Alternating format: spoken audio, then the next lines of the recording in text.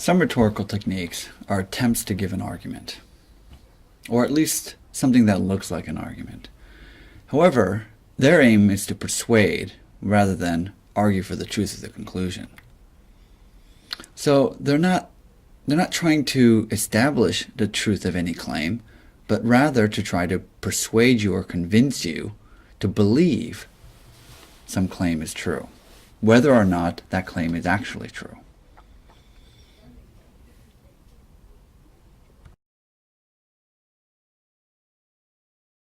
Now, sometimes fallacies are made with good intentions.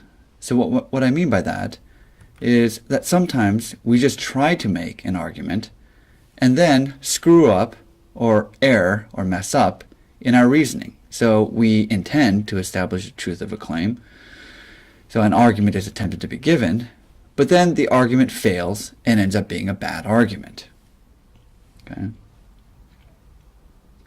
So other times the argument looks like a very persuasive argument, and it may even look like a great argument, but it turns out that it's actually a very, very horrible argument.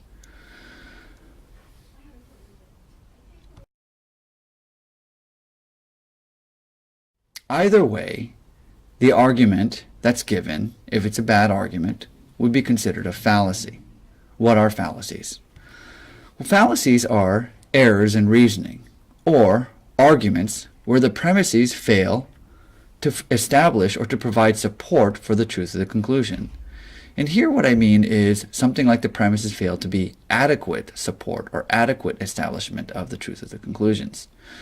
Now, once again, they may be committed with good intentions, that is, with the intention to argue for the truth of the conclusion, but these may also be committed with the intention to persuade and not necessarily to reason well.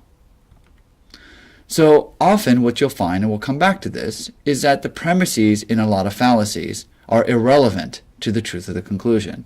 Now that's not always the case, but a lot of times you'll see this. Now, before we go on, we need to keep in mind at least 3 important points when we're working with fallacies, and especially when you're learning fallacies for the first time. It's really important to keep these 3 points in mind.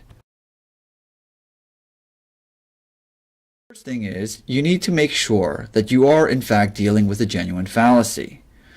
You need to be very careful when assessing an argument to see whether or not it's in fact a fallacy. Now often what happens, more often than not, students who learn about fallacies for the first time end up mistaking and dismissing legitimate arguments for fallacies. They think that something is a fallacy when in fact it's a legitimate good argument. Sometimes it turns out that good arguments look a lot like a fallacy. So don't make the mistake of rejecting a good argument and dismissing it as a fallacy when it really isn't one.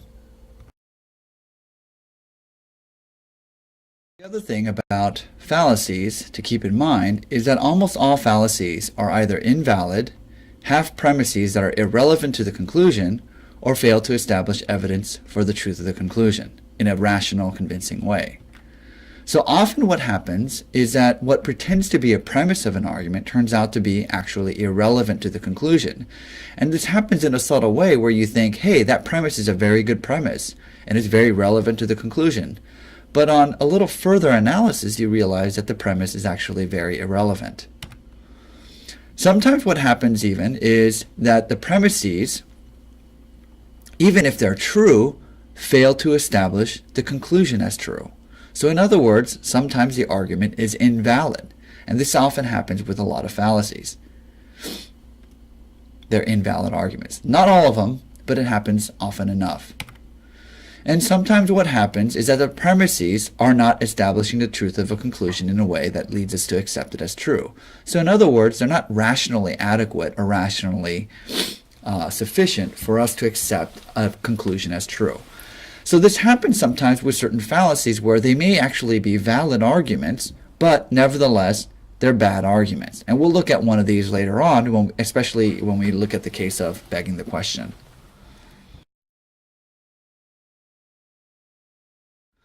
Now, the other thing about fallacies is that Many of them, not all, but many of them appeal to your emotions rather than your reasons. So in other words, what they do is make an appeal to your emotional faculties rather than appealing to you as a rational being.